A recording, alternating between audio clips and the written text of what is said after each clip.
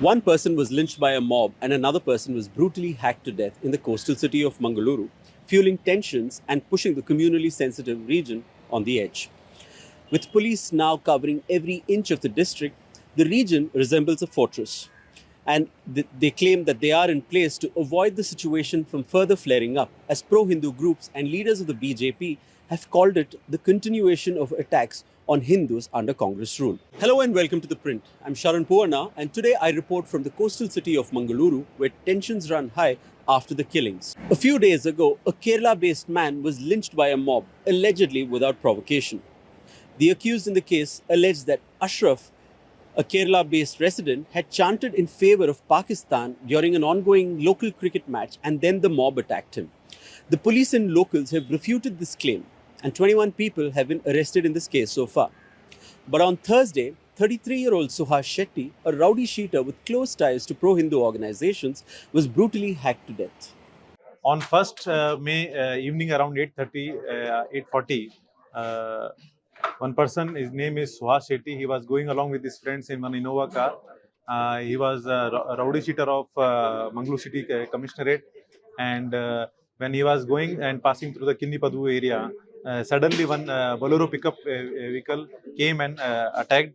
To escape that, the Innova vehicle took extreme left turn, and Avaga at the same time the assailants came in one swift car, and they again dashed the Innova car and attacked Suhas and his associates. Mainly the target was Suhas Shetty, and he was attacked with weapons, especially an talwar and all these things. And after brutally assaulting him, they left the place in the swift car. All the 7 people they left in single car.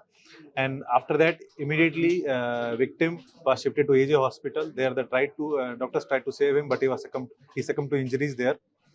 And the information came to us immediately. We also visited the spot and the hospital, and we gathered the information. Based on that, one case was registered in Bajpur police station under the various section of BNS related to murder, attempt to murder, use of arms, and criminal conspiracy. Subsequently, the investigation started in this regard. We examined the various videos and CCTV footage which were available with us, and based on the examination, we could identify the certain names who were involved in the incident. And after the examination and identifying the names, our team started searching them. Yesterday night, the teams were successful in nabbing all the 8 accused who were involved in the crime. According to the police, one of the main accused, Abdul Safwan, was attacked by associates and friends of Suhas Shetty in 2023, and the case was listed in Surathkal. Safwan was scared that Suhas might get him again and conspired with others to murder him. He then met Adil Mehroof, the brother of Fazil, who wanted to avenge his brother's killing. With similar intentions and the same goal, they both formed a team to get Shetty. Adil is said to have funded around 5 lakhs and helped orchestrate the entire plot, including bringing on board the other assailants, including a few Supari killers. There's a bit of history here. In July 2022, a 19-year-old Masood was killed by unidentified people, and he died 2 days later in a hospital. His death almost went unnoticed, but there were those who wanted to avenge him. A few days later, on July 26th, bike-borne assailants hacked down Praveen Nettaru, a Bharatiya Janata Yuva Morcha worker, fueling tensions and adding to the problems of the district. The ruling BJP was unable to give an explanation. Suhas was out for vengeance and randomly chose a target. The next day, he chose 23-year-old Fazil, who was then killed at the Mangalpete locality of Surathkal in the northern part of the coastal district. Adil is Fazil's brother and Suhas the main accused. 3 years later, Adil avenged Fazil, adding to the long list of retaliatory killings in the region. आप बताएंगे sir कि सुहास शेट्टी पहले क्या काम करते थे sir? Suhas Shetty पहले starting में एक्चुअली एक दुकान था उसका, इंडस्ट्रियल सप्लाई का, और उसके बाद कोरोना का बाद ये सब बंद हो गया, सब इंडस्ट्रियल ये सब लॉस हो गया. उसके बाद वो हिंदू संगठन में उतर गया. पूरा हिंदू संगठन ये इसमें उसमें था वो. आपको क्या लगता है सर, क्या हुआ उनके साथ जो कल रात उनके साथ? कल रात एक्चुअली वो एक साजिश है. बोले तो उसका पीछे बहुत बड़ा साजिश रहेगा. सब लोग मिल के किया है वो काम. बोले तो एक 20-25 आदमी ने उसको टोटली कवर करके 4-4 गाड़ी ला के उसको पूरा कवर अप करके ये कर दिया. और सर आपको लगता है कि क्योंकि कहा जाता है कि वो फाजिल मर्डर 2 साल पहले जो हुआ उसका बदला है ये? हो सकता है, उसको बोल नहीं सकते एक्चुअली वो है, वो लोग ये हो गया उसके लिए हो सकता है बोल के है, मगर ये एक अच्छा कार्य करता है। अभी एक्चुअली हिंदू का अभी नेक्स्ट बड़ा लीडर बनने वाला था ये एक्चुअली, टोटली एक डिस्ट्रिक्ट में अच्छा आदमी उसका साथ में, पूरा संगठन उसका साथ में था। हाँ, सब जगह में उसका ये आदमी लोग था। जब ये लोग को ये रहता है ना, अभी इसको ऐसा रहता है आगे बढ़ेगा थोड़ा तकलीफ है बोल के उसको ये कर दिया। सर अभी जो मिनिस्टर आके गए शोभा करंद्लाजे जी, उन्होंने कहा कि यहाँ जो है वो पीएफआई संगठन को बैन किया है, लेकिन पीएफआई के लोग शायद इसके पीछे, इस हादसे के पीछे हैं। हाँ, हो सकता है, क्योंकि पीएफआई बंद हो गया, आदमी लोग तो वही है ना, वो तो किधर जाएगा नहीं ना, इधर के है ना, उसमें चांसेस है। वो बोल रहे एक्चुअली वो एक संगठन है, हो सकता है उसमें डाउट भी अपने को भी है डाउट। सर अभी आपको लगता है कि मैंगलोर की जो माहौल है शांति या वो सब खराब हो जाएगा आगे से भी, क्योंकि जुलाई 2022 में भी ऐसा हुआ था, प्रवीण नट्टारू मर्डर, एक 10 दिन में 3 मर्डर हो गए थे। आपको मतलब डर लगता है कि वही होगा और मैंगलोर का नाम फिर से? नहीं, सुनिए, ये क्या मालूम इधर 2-4 दिन के लिए रहता है ये सब, बाद में किसको याद ही नहीं है। डर भी ऐसा नहीं है इधर एक्चुअली, ये कल थोड़ा ये रहता है थोड़ा दिन का, वो लास्ट टाइम नटर का भी था, हो गया, बाद में कुछ पता नहीं। अभी एनआईए इसको ये किया, इसके लिए अभी थोड़ा आदमी पकड़ा गया, इसमें भी एनआईए इंक्लूड करेगा तो कुछ हो सकता है। The Mangaluru police Saturday confirmed that the murder of Suhas Shetty was an act of retaliation and revenge, refuting rumors that gave the gruesome incident communal color. Anupam Agarwal, the Mangaluru City Police Commissioner, said that it was a case of mixed motives that led to Shetty's killing on Thursday. 8 people have been arrested since Thursday's killings, which includes Abdul Safwan, Niaz, Mohammad Musammir, Kalandar Shafi, Adil Mehroof, Nagraj, Mohammad Rizwan and Ranjit. 6 people are from Dakshina Kannada district and 2 are from neighbouring Chikmagaluru. The retaliatory killings may have been for various reasons, including clash of ideologies. But by extension, these acts, where both perpetrators and victims are frequently either Muslim or Hindu, have consistently contributed to the heightened communal tensions in the region. With passions already running high after the Pahalgam terrorist attacks, the police have turned the region into a fortress to prevent the murders from turning into a full-blown communal conflict. There is not a single stretch of road where the police presence cannot be found anymore. Police vehicles have been moving around with sirens blazing and shutters of most businesses are down. Political leaders and pro-Hindu groups have already made incendiary remarks. Suhas Shetty ನಮ್ಮ ಜೊತೆ ಇವತ್ತಿಲ್ಲ. ಸಂಘಟನೆಯ ಕೆಲಸ ಮಾಡ್ತಾ ಮಾಡ್ತಾ ಸಂಘಟನೆಯ ವಿಚಾರಕ್ಕಾಗಿ ಇವತ್ತು ಅವರು ಬಲಿದಾನ ಆಗಿದ್ದಾರೆ. ಅನವಶ್ಯಕವಾಗಿ ಫೌಜಿಲ್ ಕೇಸಲ್ಲಿ ಅವರನ್ನ ಹೆಸರು ಸೇರಿಸಲಾಯಿತು. ಅದೇ ಉದ್ದೇಶದಿಂದ ಅವರನ್ನು ಕೊಲೆ ಮಾಡಿದ್ದಾರೆ ಅನ್ನುವಂಥದ್ದನ್ನ ಇವತ್ತು ಅವರ ಸಂಘಟನೆಗಳು ಸೋಷಿಯಲ್ ಮೀಡಿಯಾದಲ್ಲಿ ಹಾಕ್ತಾ ಇದ್ದಾರೆ. ಅಂದ್ರೆ ಬಹಳ ಧೈರ್ಯವಾಗಿ ಅದನ್ನು ಹಾಕೊಳ್ತಾ ಇದ್ದಾರೆ.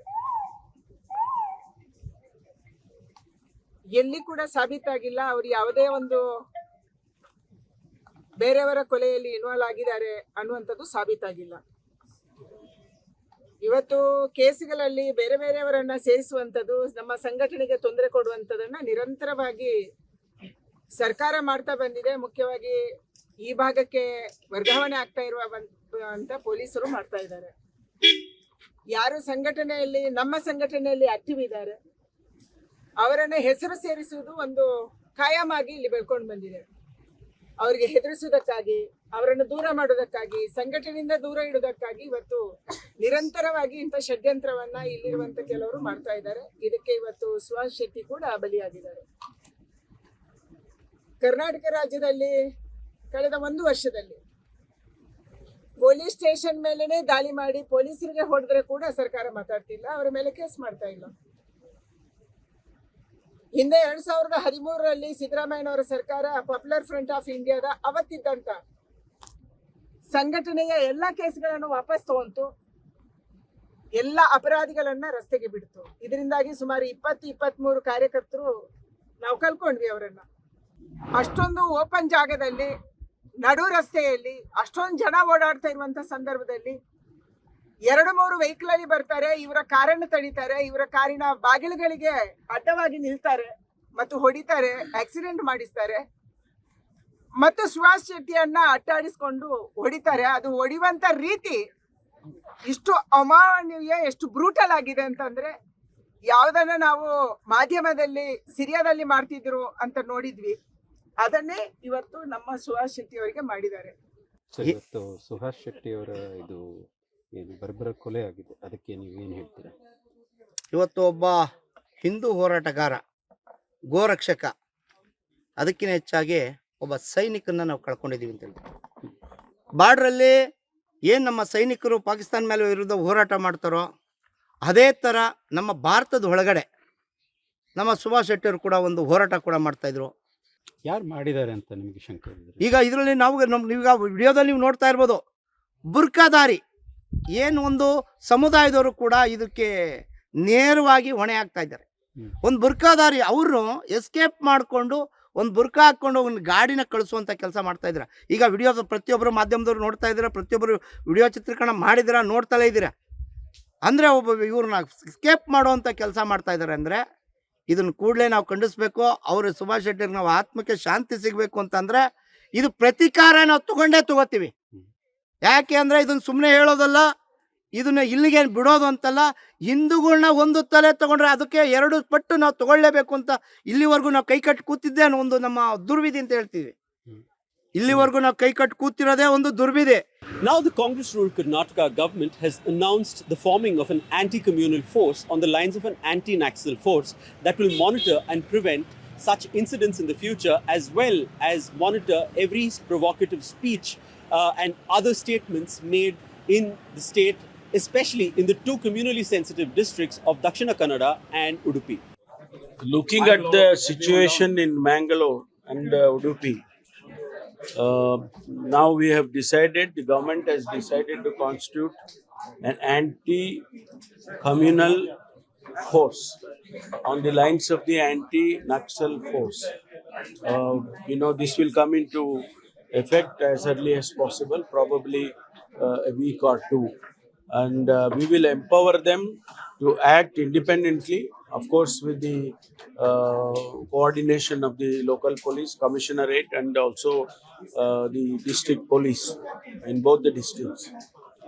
This will hopefully control all these communal activities in these 2 districts. Home Minister G. Parameshwara announced the initiative in Mangaluru on Saturday. He added that the region had attracted attention for communal violence, and this had dented its potential to attract investments and generate employment. The new force will now coordinate with the local police and focus largely on Dakshina Kannada and Udupi.